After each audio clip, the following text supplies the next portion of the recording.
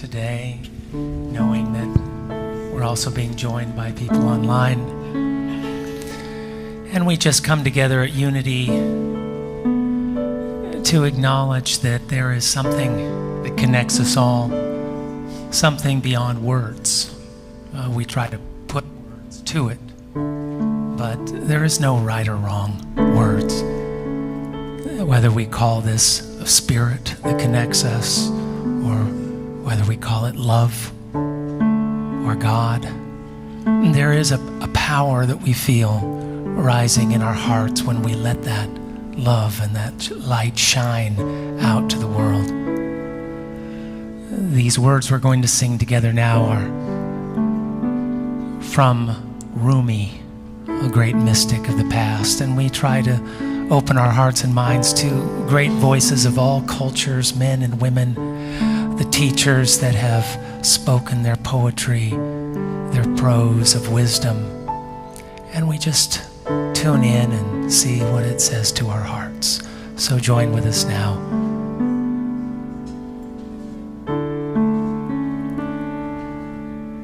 In taking in these deep, mystic words from Rumi.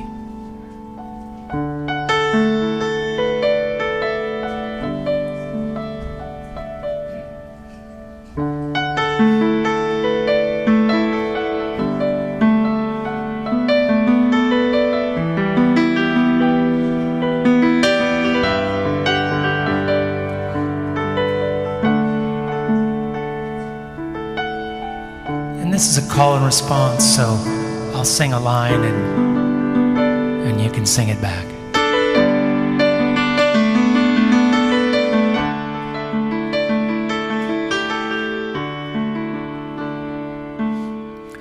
Out beyond ideas of wrongdoing and right doing, everyone. Out beyond ideas of wrongdoing and right doing, there is a field, I will meet you there. There is a field,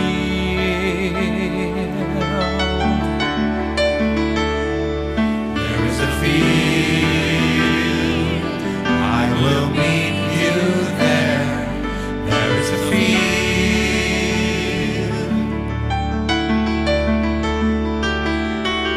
out beyond ideas of wrongdoing and right doing, out beyond ideas of wrongdoing and right doing, there is a field,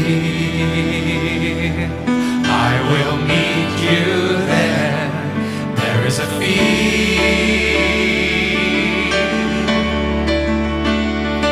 there is a field, I will meet you there. There is a field.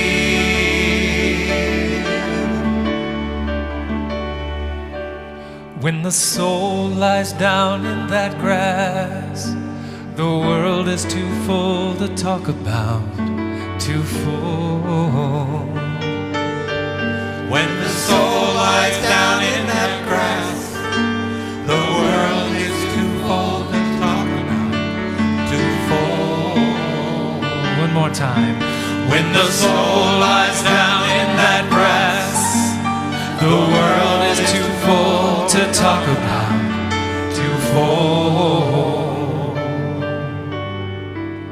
Out beyond ideas of wrongdoing and right doing, out beyond ideas of wrongdoing and right doing, there is a field, I will meet you there. There is a field, there is a field, I will meet you there. There is a field,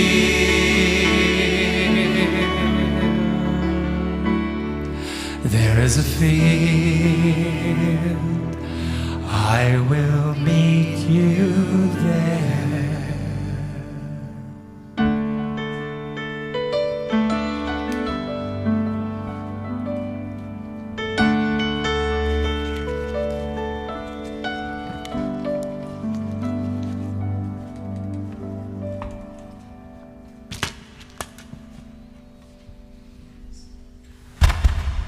let us continue in that prayerful way, visualizing ourselves in that field, knowing who we are, and invoking into our consciousness the presence, the awareness that we are all one, that we are an eachness in the allness we call God. That field of energy we are all part of, immersed in, and infused by, as we honor the slow work of God through us, through each and every one of us, in every thought, word, and deed. And all around us, as we acknowledge the beauty and order in the universe, and right here in our own environments, the love we experience with friends, with family, and as we look out the window, beauty of the trees, the flowers, the blue sky, the rainbows. We are so blessed, and for that we are grateful. And so it is. Amen.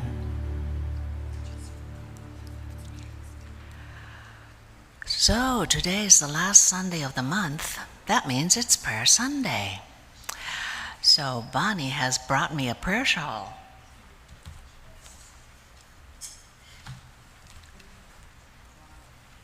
One of her lovely creations, and there are many more. So if there's something that speaks to you about a prayer shawl, either for yourself or a loved one, come see me after the service or come see Bonnie. We have a nice inventory to share with you. Also, there's this lovely heart-shaped box out by the prayer box. I'm looking at the corner right there, that lovely brown box that receives your prayer requests. Next to it will be this heart-shaped box with little pocket prayer shawls. Feel free to pick one up, keep it in your pocket. And if the going gets rough, reach in your pocket and let it bring you comfort. And with that, I'd like to call up Mo to light the candle, the unity candle for today.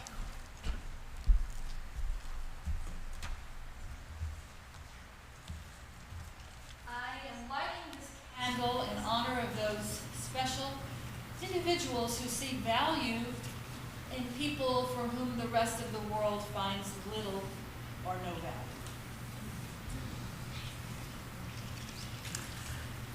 Thank you, Mo. And now we're ready to hear from Donovan. Ta-da! Ta-da! Hi, good morning. Sure good to see everybody. We have a full group today, and we have the choir here singing, so I'm looking forward to that. And good morning to everyone watching on the live stream. Announcements for June 25th. Please be sure your cell phones are on silent mode so they don't ring during the service. Our July bulletin was handed out today. Cool. Be sure to check it out for all the happenings at Unity. It has also been posted on our website at unityofthevalley.org. Circle suppers. I need to remember to do this. We would like to invite anyone who hasn't signed up to attend one of our circle suppers to do so at the table in the foyer. So there's a table out there to sign up. There are sign-up sheets on the table with the names of the hosts who still have room for additional guests. So don't miss this great opportunity to share fellowship with our Unity friends. Prayer request. If you're in need of prayer for yourself, a loved one, a friend, or whomever, you can place your card in the prayer box in the foyer after the service, again, right out there in the corner. And I got lost. For those watching on our live stream, you can contact Julia Line Barger? Yes. Barger Taylor at her phone number here on the screen. So if you have a prayer request, let someone know. It helps. All right, food drive. Unity is still collecting food for Food for Lane County to help keep the local pantries stocked. Donated items should be shelf-stable, canned, or non-refrigerated. Please help us fill the barrel in the foyer. I'm going to say foyer this time for those who prefer that. And it's not on here, but I did have an announcement. My beard ran away. I was cleaning its cage and wasn't paying attention, so if you see it, thank you. Thank you, Karen. All right. Or is it Karen? Thank you. Tuesday, 7 p.m., the Behind the Lens seminar movie is Out of the Past, followed by a Q&A session with Tom Blank. Ooh, that looks dramatic. Robert Mitchum and Jane Greer. All right, that is Tuesday. It's $30 for the whole series, or $5 per time. Registration forms are in the fellowship hall. Thursday, Unity's Elder Council will meet at Reverend Inga's house this Thursday from 1 to 2:30 p.m. You may also attend via Zoom. For directions or Zoom information, contact Julia at same number right up there. So please write that down or memorize it, whatever works. That's on Thursday from 1 to 2:30 p.m. Okay, next Sunday, Moving from a World of Problems to a World of Peace, Part 1, with Reverends Dick Everett and John West. Sounds good. We have a lot of announcements. Next Sunday, we'll be serving salad instead of soup. Sign up in the fellowship hall if you would like to bring a salad. We're looking for 2 people to bring a salad each week during the summer. So if you'd like to help with that, please sign up once again out in the fellowship hall where we eat and converse. Upcoming Youth Puppet Day Camp. Oh, those are cute. Youth ages... Oh, I didn't know what I was missing. Thank you. Thank you for pointing. Okay, I'm almost there. All right. Youth Puppet Day Camp for ages 7 through 14 are invited to Unity's free puppet camp, 10 a.m. to noon, July 10th through the 14th. That sounds like a lot of fun. Participants will learn how to manipulate many different kinds of puppets, learn how to present a story using voice and movement, and on the final day of camp, they'll present a variety show on stage. Please pre-register with Alice Sparks or Doris Hicks. And now, Gina has an announcement. Thank you, Donovan. I'm sorry, I just had to have some fun with you. So I have an announcement about Pam Gutierrez, and if you are watching live stream Pam, plug your ears, close your eyes, please. Take a deep breath. That was just to give her time.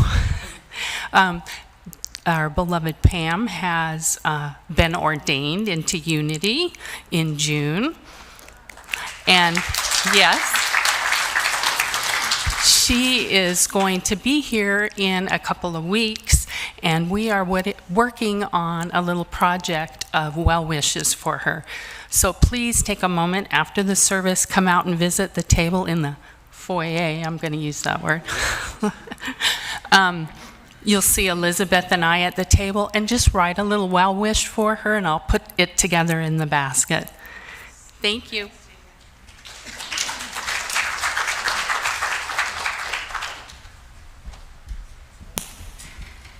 We're going to rise and stretch, sing together.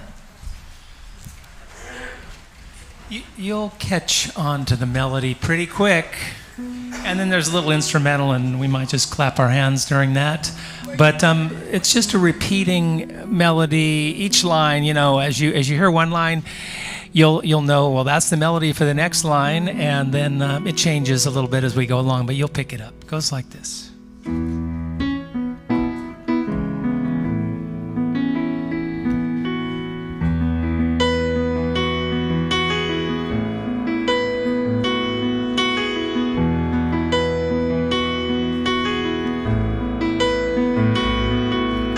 Love, take me home, lead me to the doorway of my own heart. That's the key to your way. Knowing I am shining with the one light, I reach my hand out with love to all life. I'm grateful, I'm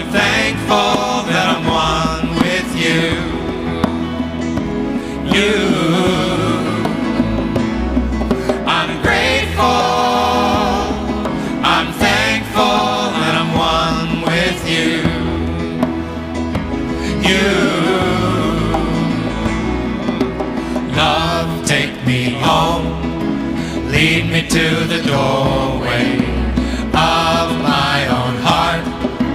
That's the key to your way. Knowing I am shining with the one light. I reach my hand out with love to all life. I'm grateful. I'm thankful that I'm one with you.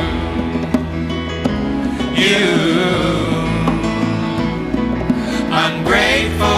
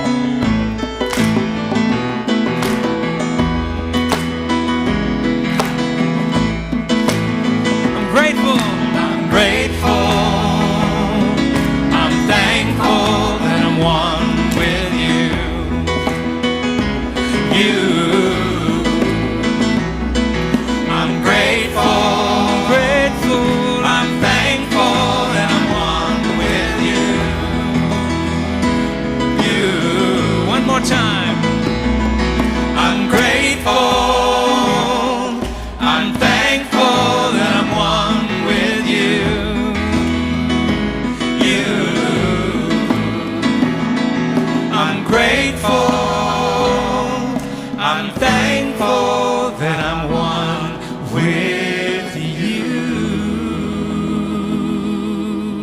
Each other a hand. That was beautiful. Thank you.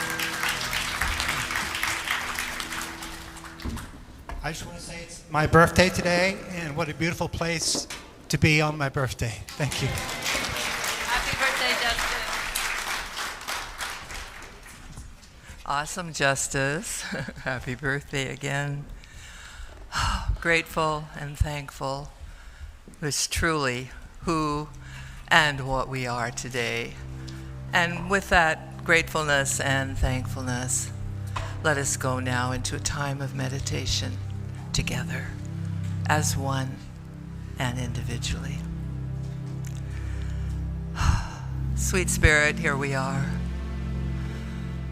in the field of life, our lives, each of us individually, and our lives as a congregation. We're here together. What a joy.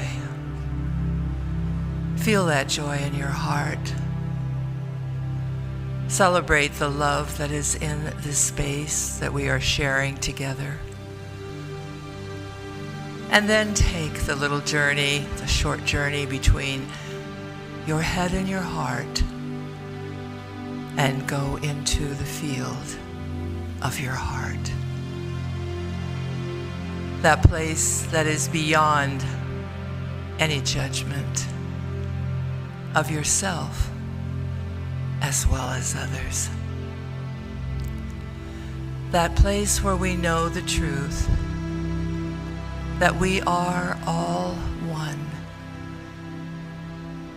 that we all have the desire in our heart to be loved, to be cared for, and to share that love and that caring for others. Find that wonderful place wherever it is for you. Feel it. Let it flow through your veins and through your being, through your aura, and send it out into the world. And then bring it back. For this is your time to be in the field beyond right doing and wrongdoing, but to bring it back into the field of acceptance for the beauty of your life, the wondrous beauty of all that you are. No judgment now. only caring. And let the divine Spirit speak to you as we take a moment of silence to be in our field.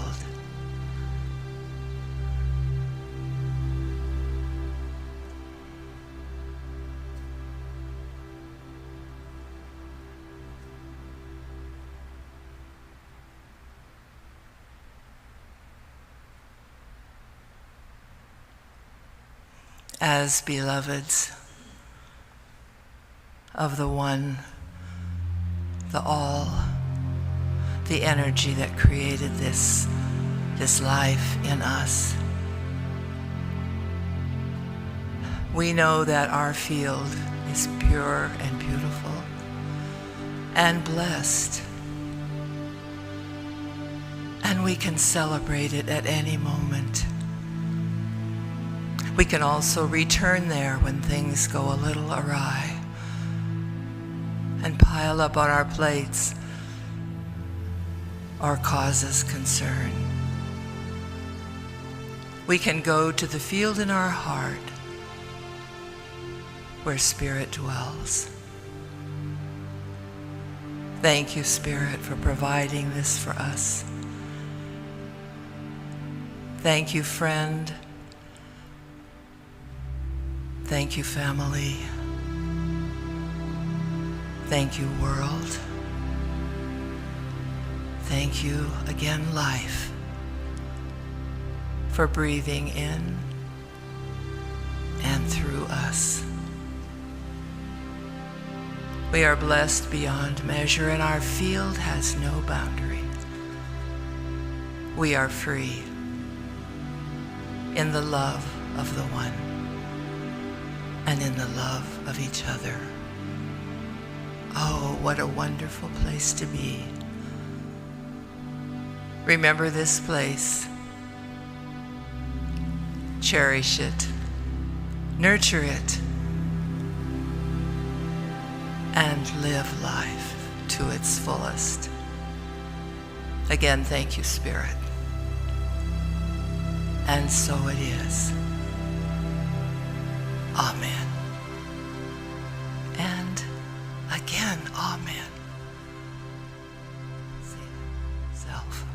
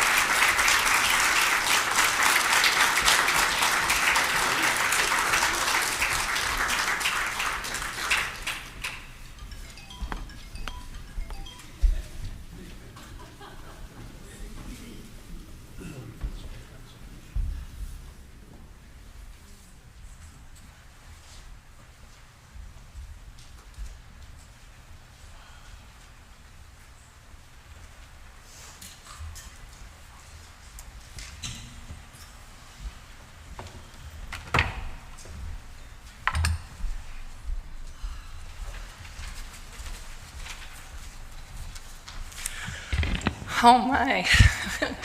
It's going to be a little hard to speak after that. Oh, love that will not let me go. What beautiful words. And they are the perfect words to transition into our topic for the day.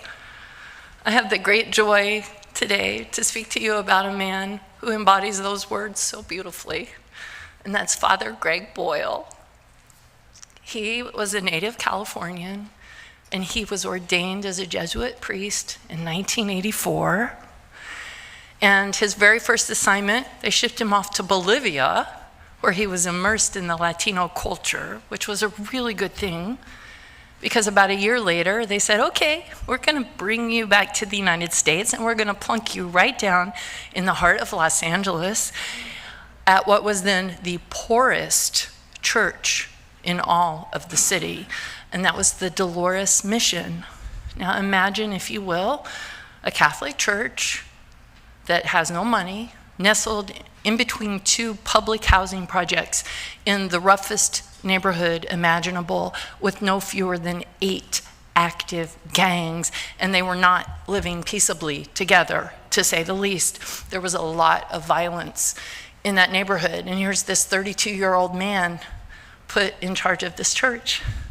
It seems like a daunting task to me, but you know what? It was the perfect place for him to land.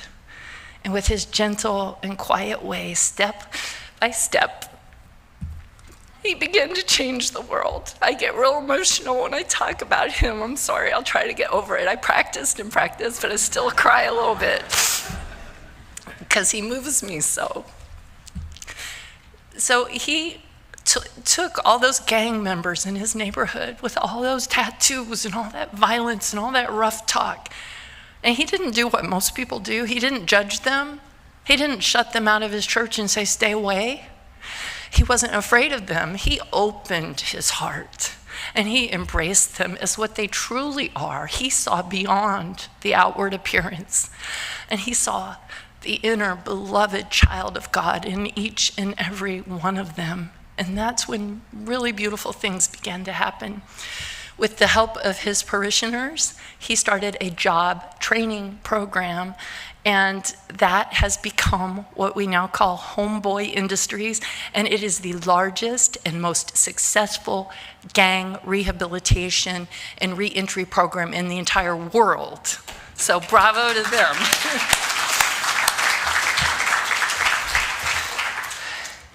And, okay, oh yeah, I have a PowerPoint slide for this, by the way, I forgot to ask. That's him, that's Father Greg Boyle. And basically, he, in addition to helping lead this foundation of Homeboy Industries and be an amazing priest, is also a very, very accomplished author. Slide number 2, please. He's written 5 books, including this one up here on the screen, Tattoos on the Heart. And this particular book is incredibly important to me. I've found that if I'm ever doubting myself or feeling afraid or feeling burnt out, all I have to do is open this book and read 1 page, maybe 2, and instantly my fires are rekindled and my passion is resumed, and I have the courage to go on in life. So I highly recommend that. Now, it's kind of an amazing thing, but Father Greg Boyle is actually in Eugene this very weekend. And so we thought, what the heck? So we called him up, we asked him, but he's super famous and every single minute of his schedule is booked. So he was unable to come speak to you today. But Sherry and I thought the next best thing would be for us to show you a video clip. So here is the man himself speaking in a TED Talk.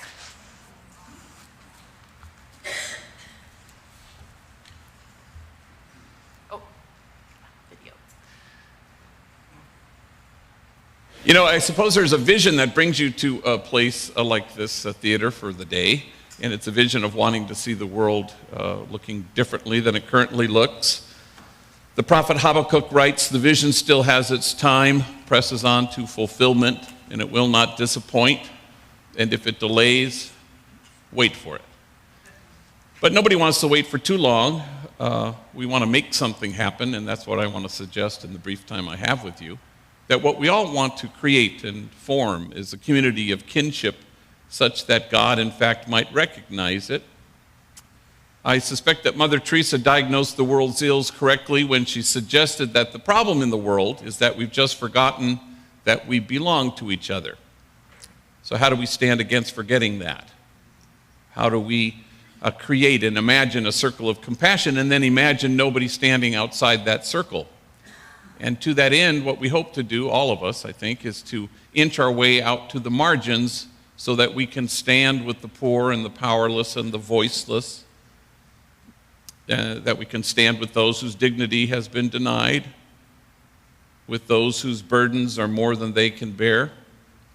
Occasionally, you get very fortunate and blessed to be able to stand with the easily despised and the readily left out, with the demonized so that the demonizing will stop, and with the disposable so that the day will come when we stop throwing people away.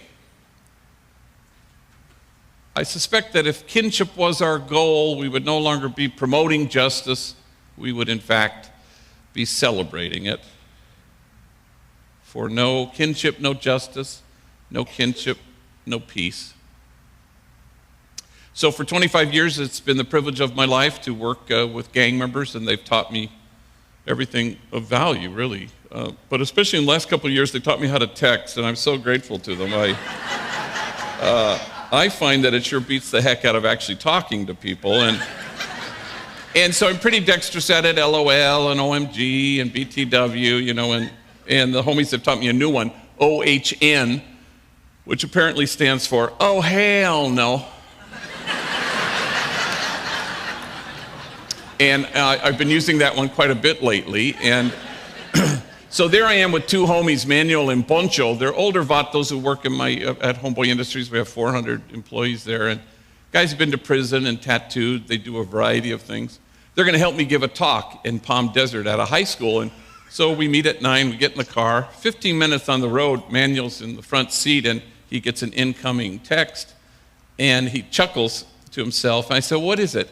He goes, oh, it's dumb. It's from Snoopy back at the office. Well, I had just seen Snoopy. Snoopy gave me a big abrazote as the day began. And Snoopy and Manuel work together in the clock-in room where they clock in all our workers. It's a tough job. I said, well, what's he say? Oh, gosh, hang on. It's dumb. Hey, dog, it's me, Snoops. Yeah, they got my ass locked up at county jail. They're charging me with being the ugliest vato in America. You have to come down right now, show them they got the wrong guy.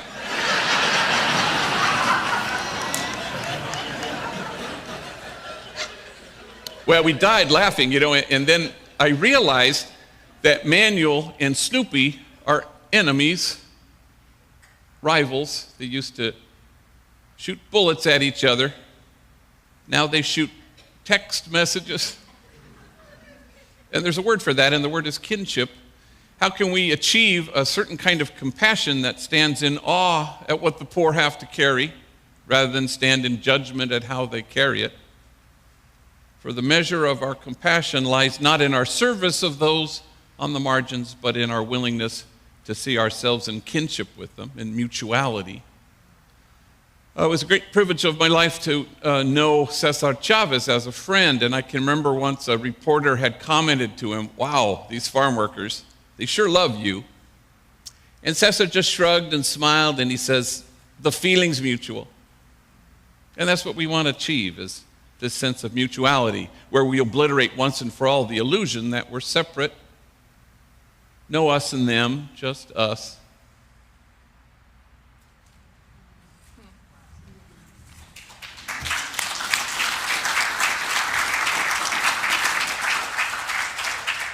I think there is one slide before that one. Thank you. So when Father Greg started working at Dolores Mission when he was 32 years old, he drove himself a little crazy. He tried to put out all the fires. This man would get on his bicycle at night and ride through the projects, trying to convince the homies, as he calls them, to stop shooting each other. Like, put down that Uzi. Are you sure you really want to shoot that guy? That took a lot of courage, but it also just kind of, it made him crazy. He said he felt like the man on the Ed Sullivan show who's spinning plates, and he kept looking for the ones that would wobble and see if he could rescue them before they would smash into a million pieces. So pretty quickly, he got burnt out, and he had to take some time away from his jobs there. But when he came back, he had a touchstone moment that changed his life forever, and I'd like to share that with you. So it has to do with a young man named Pedro. Pedro, like so many people, was like a kind and gentle soul. He was a quiet kid, but he went through a lot of trauma in his life, and